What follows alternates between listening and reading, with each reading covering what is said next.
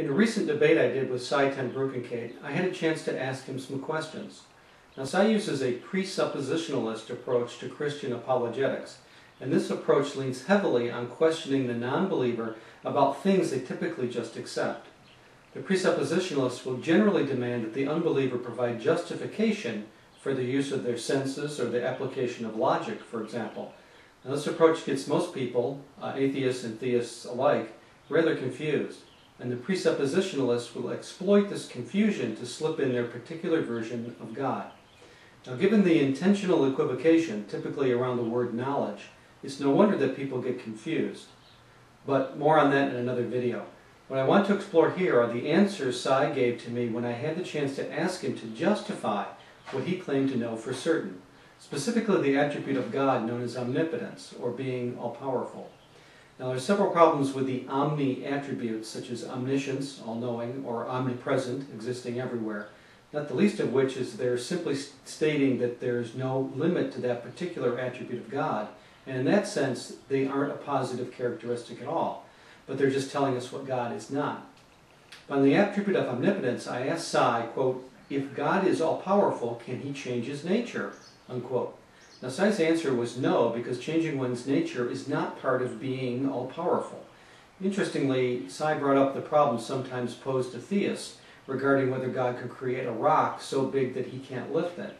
Now, he identified it as a logical fallacy, but it implied it was a problem with the question, instead of realizing it points to the fallacy of omnipotence itself.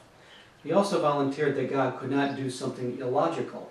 He expanded on this when I asked if God was beholden to logic, by stating that logic was part of God's character, and God could not be not God.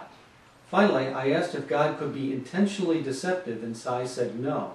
And he explained that it wasn't possible because God cannot lie. So there we have it, at least three things that an omnipotent God cannot do. One, he can't change his nature. Two, he cannot be illogical. And three, he cannot lie.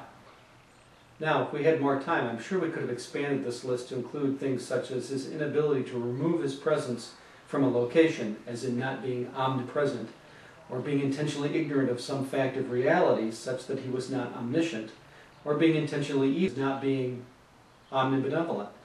But we didn't get this far in debate, so let's stick with the three we already have.